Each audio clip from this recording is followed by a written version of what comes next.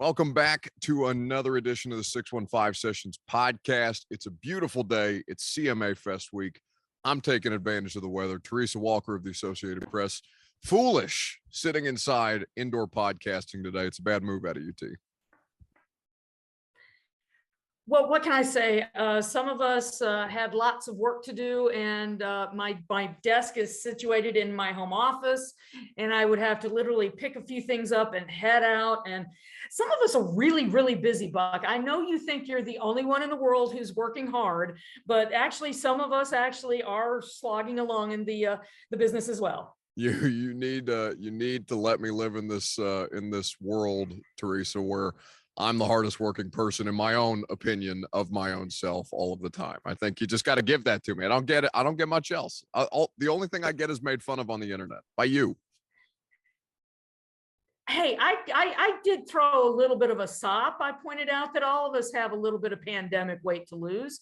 So I'm a little closer to my goal weight than you are, but it is what it is. I have a reputation as one of the hardest working people in this entire state. So I have to maintain, status quo as well. I agree. I absolutely agree. Well, given that we're discussing being in shape, we were, I guess, I don't know, in the case of Titans fans, glad to find out that Treylin Burks, what he has been dealing with is not necessarily a out of shape type situation, but what is completely understandable is the kid has asthma, and Rob Moore was kind enough to disclose that to us in ways that I'm sure the rest of his organization was not thrilled about, but it was still good to get that out of the way and just finally put this whole thing around Treylin Burks to rest for the meantime. Absolutely. I mean, they were treating it like a state secret, and it's like, I understand HIPAA. We've all signed the form at the doctor's office, but the fact of the matter is, it's asthma. Jerome Bettis got to the Hall of Fame dealing with asthma. My husband has asthma, and he's run a marathon in each of the 50 states. So, and DC, I have to add that, of course. But it's a thing. And you come from Arkansas to Nashville. Yes, there's similar heat, there's similar pollen. But you know what? As somebody who's been in Nashville since the mid 80s, when you come to Nashville the first time, it hits different. I never had allergies until I first moved to Nashville. And within a month, boom, you would have thought that a Mack truck hit me. And I've been run over by a truck in my life. So it's like, I know that I can actually say that statement. Long story, another time. Okay. But, yeah. So that's the thing. This isn't, guess what? First time at rookie minicamp, we all saw the inhaler. It's like, we kind of figured what was going on. I just don't understand why the Titans were hiding it. And Treylon Burks last week, it's like, young man, it's okay to say, sure, I got asthma, I got a little allergies, but he was deferring to Mike Vrabel, and, Vrabel's not going to give us anything. All he told us once we did ask about the asthma is like, we had a long medical history. Yeah. So come on, guys, it's football. He's going to be okay. Just give him a little time to get everything in tune. Sometimes you got to tweak that asthma stuff with the medication. I'm just saying.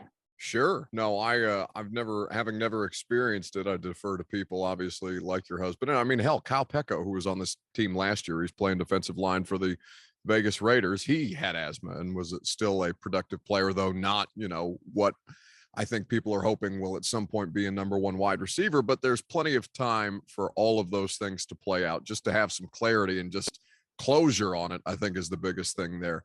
Outside of that, Teresa, we're done with OTAs. Mandatory minicamp availability has just come out for us on Tuesday and Wednesday. What other thing besides Treylin Burks has kind of piqued your interest about seeing these rookies thrown into drills at the same time as vets and just being full go? Is there another storyline that's kind of caught your attention? Well, it's not so much a huge thing, but the fact that Caleb Farley and Robert Woods are out there, these guys tore ACLs last year. And we saw last year Taylor Lewan, and he told us a couple weeks ago that, he struggled. A year ago, he couldn't run at this time, and that he felt like he was struggling through the entire season.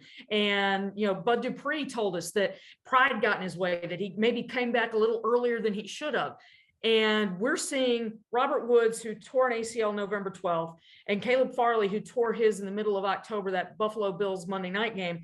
And they're on the field. Now, granted, yellow non-contact jerseys, but they're doing individual drills. They're working through some of the passing drills, the team stuff. And, yes, the jersey says, don't touch them.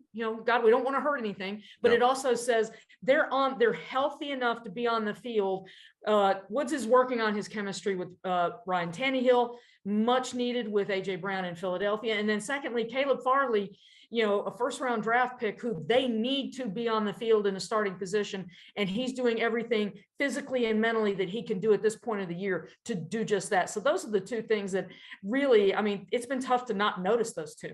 Right. I think those are plenty big enough stories. There's a lot of different things, right? I think people get distracted by eye candy of a new quarterback and Treylin Burks or whatever the situation represents as a talking point. But Farley and Woods as being, the next two situations there outside of Dylan Radins and some questions on the offensive line still, although it does seem like we've gained some clarity in that spot, or at least at right tackle.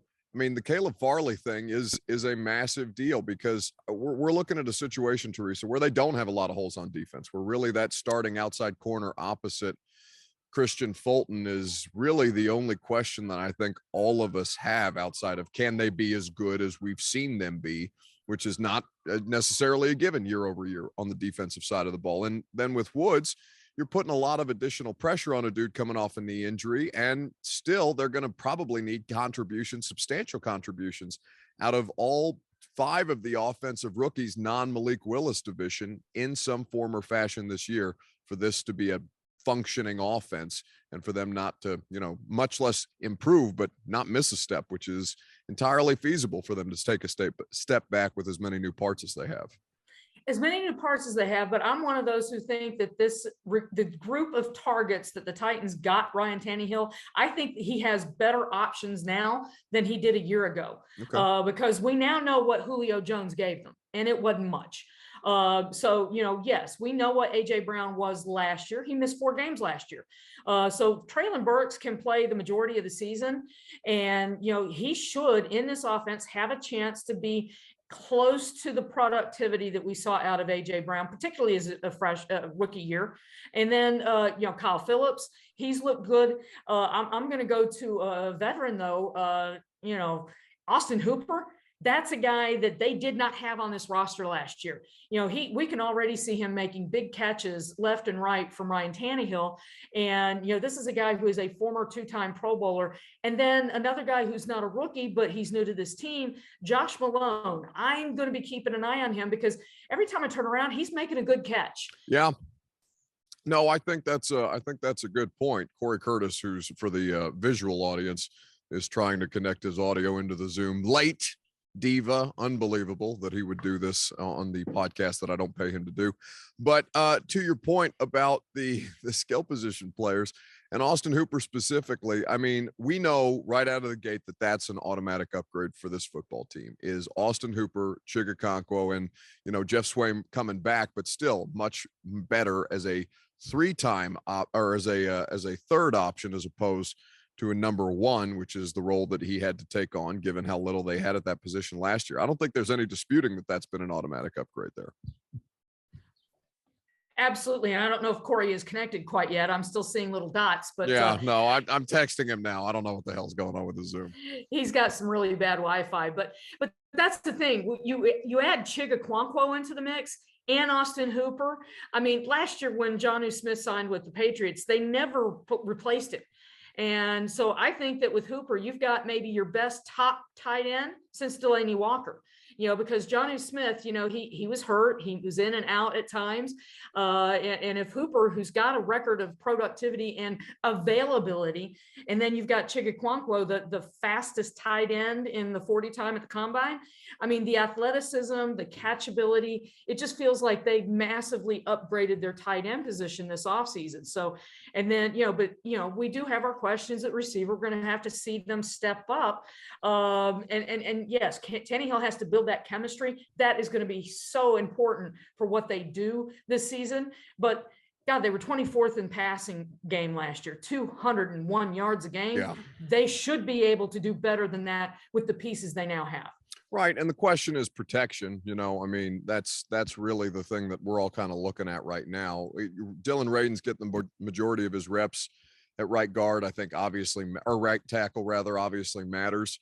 But then it comes down to, well, who's going to play left guard, and is that player on the roster right now, which I think is a question a lot of Titans fans asking, with about $13.5 million in cap space, understanding that you're going to use about half of that for all the, you know, the rookies that need to be paid. I believe Roger McCreary and Malik Willis, as we sit here on Thursday afternoon recording this, don't have their rookie deals done. And you're talking about injury pool players and, you know, just basic walking around money, because they sure as hell needed it last year with as many different players rotated through on the roster. I think that I mean, not knowing much about Jamarco Jones, that seems like that would be the most sense, because I don't think Nick Petit-Frere is going to work any at guard, Teresa. No, he seems to be slotted to be a backup tackle at this point. And, you know, Taylor Lewan's been working with him when he's been at the OTAs. So, yeah, I think that part of this is expecting Jamarco Jones to be the left guard. That's why they signed him, a guy who has been at Seattle. And then a healthier Taylor Lewan should make that left side of the line better. And the fact that he is here and he's healthy and he's able to work in these OTAs in the offseason, the mini camp next week, and then, oh yeah, training camp, you know, he's not going to be trying to get healthy. He is healthy. I think that's going to help this line. And then you've got Ben Jones in the middle and, you know, Nate Davis, who's not been a part of the offseason program that we've seen. So, you know, we do have our questions about how this offensive line picks up, but God, it could be tough for them to give up more sacks than they gave up last year. I'm just saying. Right. It should be an area that they get better. Second most in football behind Joe Burrow, who was absolutely under duress. Now, speaking of Lewan, you sent me a text on Tuesday that he was jawing at the sideline about me. I had to leave because I have to do my job to make sure that I can continue to go to practice on a regular basis and be, you know, be somewhat informed. What the hell does Taylor Lewan want from me, Teresa? I don't understand why he continues to bother me while I'm just trying to work. I get you, Buck. I mean, he's like, "Where's Buck? Where's Buck?" And I can't remember who yelled out. I think it was Stanley who said, "Well, he's on the radio." It's like, you know, Taylor's got a podcast. Does he not understand that, you know, podcast is different from radio, that in radio, you actually have a scheduled time to be on air as opposed to going to a Yankee old bus and flipping record and putting down your thoughts. I'm just saying, Taylor, you actually have a job you have to go to and people are expecting you to be there and clock in. And, oh yeah, that conflicted this week with the time he was on the field and doing his punch out time and doing his job. So it's like, I was going to have your back, but somebody else stepped up for you.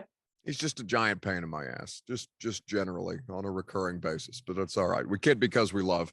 I think that's about all that I've got, Teresa, as far as what we're looking ahead at for minicamp. I don't think the situations are going to change much other than, you know, you can get a little closer at moving forward in the phases of the off season and they'll be able to do different things on the field with them. I don't know that our perspective on things is going to change much other than to see these competitions at wide receiver, at offensive line, and to kind of see the continual progression in the secondary that you're looking for from Caleb Farley. And basically, you know, where does Roger McCreary find a role on the field? And is he competing with Farley or is he competing with Elijah Molden in the slot as a sophomore third-round pick? Other than that, I don't know that there's necessarily anything. We didn't have any sexy breaking news this week. It was nothing crazy.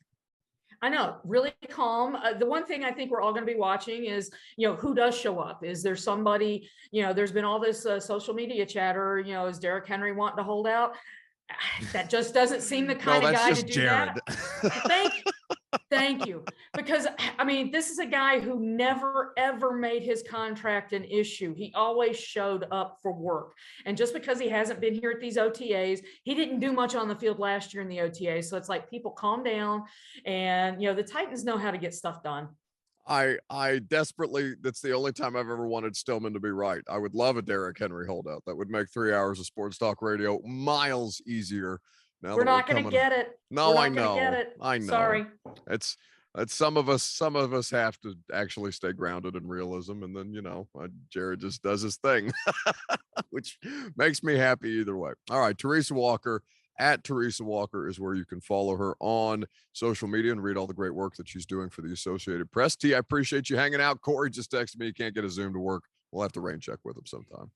I tell you, at least I was here. And it's Teresa M. Walker on Twitter. Come on. Teresa M. Walker on Twitter, where she regularly social media shames me for any varieties of screw ups that we have. We had Jimmy telling people that I was basically drunk for the first couple of years that I was working as a Titans reporter, Teresa, and now you just hanging me out to dry left and right. It's brutal out here for me. I don't understand why. We got to school you, Buck. I'm just saying. Thank you, T. Bye, Buck.